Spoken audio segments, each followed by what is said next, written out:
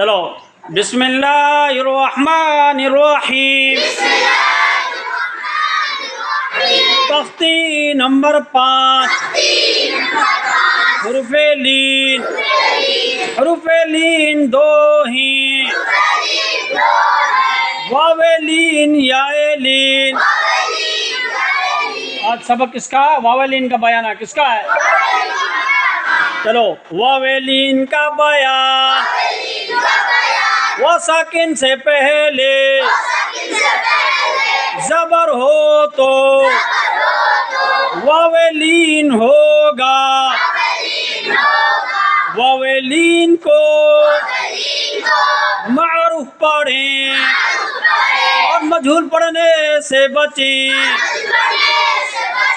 वावेलीन को नरम आवाज के साथ जल्दी पढ़ेंगे, जैसे औ हमजा वाऊ जबर औ, बौ बा वाऊ जबर बौ, तौ ता वाऊ जबर तौ, सौ सा वाऊ जबर सौ,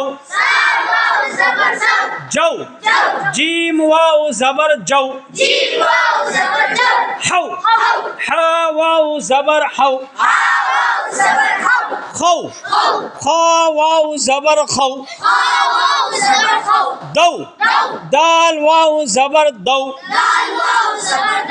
दौ दाल वाऊ जबर दौ,